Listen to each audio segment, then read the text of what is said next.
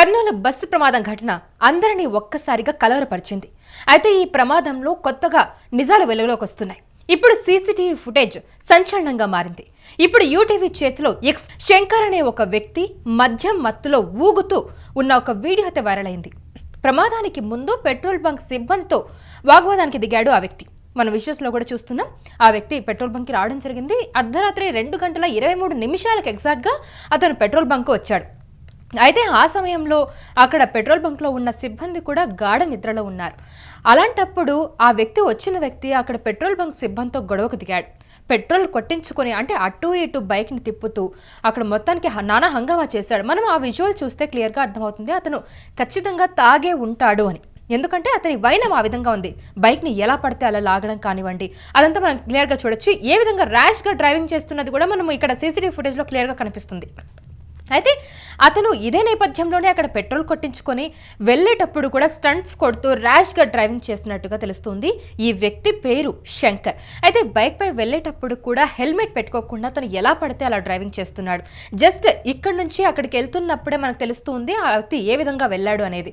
అయితే చిన్న టేకూరు పెద్ద టేకూరు మధ్య ఈ పెట్రోల్ బంక్ ఉన్నట్టుగా తెలుస్తుంది. బైక్ కండిషన్ కూడా సరిగ్గా లేనట్టు ప్రస్తుతానికి సమాచారం అయితే అందుతుంది. పెట్రోల్ బంక్ నుంచి ఈ ప్రమాద స్థలానికి ఎగ్జాక్ట్గా ఒక 12 కిలోమీటర్ల దూరంలో ఉంటుంది. అదే శివశంకర్తో ఉన్న వ్యక్తి ఎవరైనా దానిపై ఇప్పుడు అధికారులు అయితే ఆరా తీస్తూ ఉన్నారు. ప్రస్తుతానికైతే ఈ ప్రమాదానికి సంబంధించిన సీసీటీవీ ఫుటేజ్ అంటే ప్రమాదం జరగడానికన్నా ముందు ఈ సీసీటీవీ ఫుటేజ్ అయితే ఉందని చెప్పొచ్చు. సో ప్రస్తుతానికి ఈ సీసీటీవీ ఫుటేజ్ ఏదైతే ఉందో అది సంచలనంగా మారింది ప్రస్తుతానికి అంశంలో. సో ఈ అంశానికి సంబంధించి పూర్తి వివరాలు అందించడానికి మా ప్రతినిధి కిరణ్ లైన్లో ఉన్నారు. ఎస్ కిరణ్, కర్నూలు బస్సు ఘటన అందరినీ ఒక్కసారిగా కలిచివేసింది. అలాంటి ఘటనలో ఇప్పుడు ఒక ఆధారంగా భావించవచ్చా సీసీటీవీ ఫుటేజ్? అంటే ఆ సీసీటీవీ ఫుటేజ్లో ఒక వ్యక్తి అంటే తాగి అక్కడ ఊగుతున్నట్టుగా కనిపిస్తుంది. సో దీనికి సంబంధించిన వివరాలు ఏంటి? దీనికి ఆ యాక్సిడెంట్కి లింక్ ఏంటి? కౌసల్య, అర్ధరాత్రి 2:30 ప్రాంతంలో కర్నూలులో జరిగిన వోల్వో బస్సు ప్రమాదం దుర్ఘటన పట్ల ఎంతో వేదన చెందారు. అంతేకాకుండా 19 మంది కాలి బూడిదైపోయారు. ఆ విజువల్ గానీ మనం ఆ పరిస్థితి కానీ చూసినప్పుడు మనకు ఒళ్ళు కుక్కర్పరుస్తుంది. అంతేకాకుండా బాధిత కుటుంబాల ఆవేదన రోదన మిన్నంటాయి. అయితే దీనికి ప్రధానమైన కారణమైన 2 wheeler bike rider Shivashankar Tandrapadu గ్రామానికి చెందినవాడు. ఇతను ఏదైతే అర్ధరాత్రి 2:30 సమయంలో తాకి ఆల్కహాల్ తాగి ఏదైతే పెట్రోల్ బంక్ ఫిల్లింగ్ స్టేషన్కి వెళ్ళి అక్కడ కేకలు అరుపులేసుకుంటూ ఆ నేషనల్ హైవే రాంగ్ రూట్ లో బైక్ నడపడము, స్టంట్లు కొట్టడము, ఇవన్నీ చూసినప్పుడు ఒక వ్యక్తి వల్ల దాదాపు 19 మంది మరణించడం అనేది చాలా బాధాకరమైన విషయము. అంతేకాకుండా ఈ ప్రమాదానికి కారణమైన బైక్ రైడర్ మృతదేహాన్ని కుటుంబానికి అప్పచెప్పారు. అంతేకాకుండా అతనితో పాటు ఉన్న మరొకరు ఎవరా అనేది కూడా పోలీసులు ఆరాధిస్తున్నారు.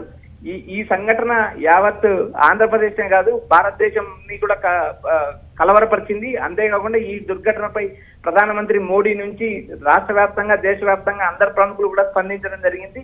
ఈ మృతదేహాలకు పోస్ట్ మార్టం నిర్వహిస్తున్నారు. అయితే ఈ ప్రధాన కారణమైన ఈ శివశంకర్ అనే ఓ వ్యక్తి వల్ల ఇంతమంది ప్రాణాలు కోల్పోవడము అనేది చాలా బాధాకరమైన విషయము. అంతేకాకుండా ఒకరి నిర్లక్ష్యము దాదాపు 11 మంది ప్రాణాలు గాల్లో కలిసిపోవడం కూడా చాలా ఈ దుర్ఘటనే కలిసివేసే పరిస్థితి కనిపిస్తుంది కౌసల్య.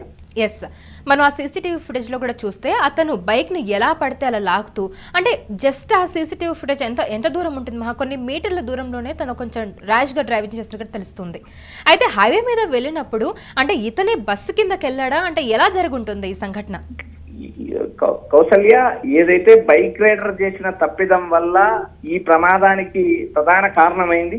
అంతేకాకుండా ఈ బైక్ డ్రైవింగ్ చేసేటప్పుడు స్టంట్ కొడుతూ ర్యాష్ డ్రైవింగ్ చేస్తూ ఆ బైక్ పైన హెల్మెట్ లేకోకుండా అతను ప్రయాణించడము, అంతేకాకుండా చిన్న టేకూరు పెద్ద టేకూరు మధ్యలో పెట్రోల్ కొట్టించుకోవడము, ఆ బైక్ కూడా కండిషన్ సరిగా లేదు, ఎటు పడితే అటు ఆ మూవ్ చేయడము. ఆ పెట్రోల్ బంకుకు ఈ ప్రమాద స్థలానికి కేవలం 12 కిలోమీటర్ల దూరం ఉంది. అయితే ఈ సీసీ ఫుటేజ్ లో శివశంకర్ తో వచ్చిన మరో వ్యక్తి ఎవరా అంటూ పోలీసులు ఆరాధిస్తున్నారు. ఈ సంఘటన పట్ల ఈ సంఘటన అసలు మాటల్లో చెప్పలేని దుర్ఘటన. ఏదైతే వేగంగా మంటలు అంటుకోవడం, అక్కడ ఉన్న బస్సులో ఉన్న ప్రయాణికులు కాలి బూడిద కావడం కూడా కలిసి వేసిన ఘటన కౌసల్య. ఎస్ కిరణ్, అయితే ఇప్పుడు శంకర్ అనే వ్యక్తి కుటుంబ సభ్యులు ఏమైనా స్పందించారా? దీనికి సంబంధించి వాళ్ళు ఏమైనా మాట్లాడడం జరిగిందా?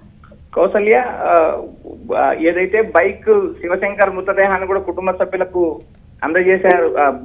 అందజేశారు. అంతేకాకోకుండా ఏదైతే ఈ 19 మంది మృతదేహాలకు పోస్ట్ మార్టం జరుగుతుంది. వీరి పోర్షనిక్ ద్వారా వీరి ఆనవాలు సేకరించి ఆయా ప్రాంతాలకు ఆ బాడీలను పంపించే ఏర్పాట్లు చేస్తున్నారు. ఏదైతే ఈ 19 బాడీలను కూడా పోర్షనిక్ ల్యాబ్ కు పంపించడం జరుగుతుంది. ఏదైతే మనకు కర్నూలు బస్సు ప్రమాదం సంచలనంగా మారింది, ఆ సీసీ ఫుటేజ్ కూడా మనం యూటీవీ చేతుల నుండి చూస్తున్నాము. ఏదైతే శంకర్ మద్యం మత్తులు ఊగుతూ ఉన్న వీడియో క్లియర్ గా వైరల్ అవుతుంది. ఏదైతే ప్రమాదానికి ముందు పెట్రోల్ బంక్ సిబ్బందితో వాగ్వాదం జరిగింది. అక్కడ పెట్రోల్ బంక్ సిబ్బంది నిద్రపోతుంటే అక్కడ పోయి కేకలేసి డోర్లు కొట్టి బలవంతంగా వాళ్ళని బయటికి రప్పించి పెట్రోల్ కొట్టించుకొని ఏదైతే ఇంత పెద్ద ప్రమాదానికి కారణమయ్యాడు. ఆ ర్యాష్ డ్రైవింగ్ వల్ల నిర్లక్ష్యంగా ఆ బైక్ తోలడము, బైక్ కండిషన్ సరిగా లేకపోవడంతో ఏకంగా 19 మంది ప్రాణాలు కోల్పోవడానికి ప్రధానంగా ఈ శంకర్ కాదు, తాను చనిపోయేది కాక మరో 19 మంది కుటుంబాలను రోడ్డు పాలు చేశాడని మనం క్లియర్ గా చెప్పొచ్చు. ఈ సంఘటన ఆంధ్రప్రదేశ్ రాష్ట్రాన్ని తీవ్రంగా కలిగిస్తుంది. ఈ ప్రమాదంలో ప్రధానంగా నెల్లూరు జిల్లా ఉదయగిరి నియోజకవర్గానికి సంబంధించిన ఓ కుటుంబం పూర్తిగా నలుగురు చనిపోవడం జరిగింది. ఏదైతే భార్యాభర్తతో పాటు 2 చిన్నపిల్లలు కూడా చనిపోవడం జరిగింది. అంతేకాకుండా తెలంగాణకు సంబంధించిన ఒక తల్లి కూతురు, మరో సాఫ్ట్వేర్ ఇంజనీర్ కూడా ఈ బస్సు ప్రమాదంలో మరణించడం జరిగింది.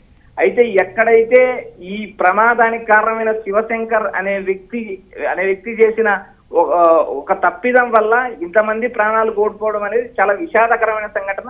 ఇలాంటి సంఘటనలు జరగకుండా భవిష్యత్తులో చర్యలు తీసుకోవాలి. అంతేకాకుండా ఏదైతే పెట్రోల్ బంకుల దగ్గర నేషనల్ హైవే పైన పోలీసులు కౌన్సిలింగ్ నిర్వహించాలి. అంతేకాకుండా పెట్రోలింగ్ ఏర్పాటు చేయాలి.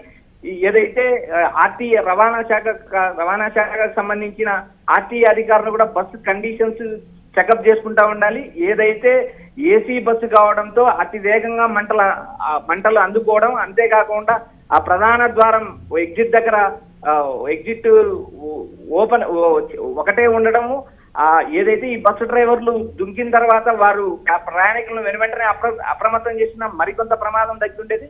ఈ బస్సు డ్రైవర్లు కూడా ఆశించిన స్థాయిలో స్పందన లేకపోవడం, వేగంగా మంటలు అందుకోవడం. ఎందుకంటే ఏసీ స్లీపర్ బస్సులు ఆ ఉన్న బెడ్షీట్లు కానీ ఆ ఉన్న సెట్టింగ్ కానీ వేగంగా మంటలు వ్యాప్తి చేసే అవకాశం ఉంది. ఈ అవకాశం ఉండడం వల్లే అంతమంది ప్రాణాలు కోల్పోవడానికి ప్రధాన కారణమైంది కౌసల్య.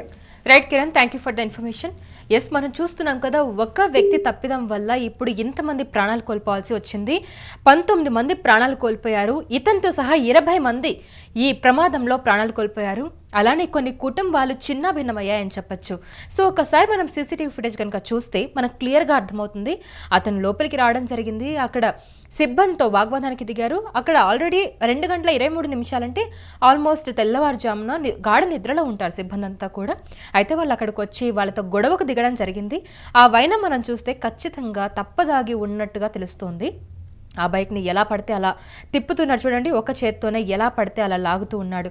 అండ్ వెళ్ళేటప్పుడు కూడా ఎంతో ర్యాష్గా డ్రైవింగ్ చేస్తూ వెళ్తున్నది. జస్ట్ కొన్ని మీటర్ల దూరంలోనే తను అంత అంటే ర్యాష్గా డ్రైవ్ చేశాడంటే ఇంకా హైవే మీద ఇంకే రేంజ్లో డ్రైవ్ చేస్తుంటాడు. ఆల్రెడీ తను పెట్రోల్ బంక్లో పెట్రోల్ నింపుకొని వెళ్ళుంటాడు. ఈ బస్సు ప్రమాదానికి ఇది కూడా ఒక ప్రధాన కారణం అని చెప్పొచ్చు. ఆల్రెడీ పెట్రోల్ ఉంటుంది బైక్లో, దాంతోపాటు ఏసీ బస్ కావడంతో ఒక్కసారిగా మంటలు వ్యాపించాయి. అంటే కొన్ని నిమిషాల్లోనే, అంటే సెకండ్ల నుంచి నిమిషాల వ్యవధిలోనే మొత్తం బస్ అంతా కూడా తగలబడిపోయింది. అక్కడ బస్ నుండి కింద పడ్డ వాళ్ళు కూడా తీవ్రంగా గాయపడ్డారు.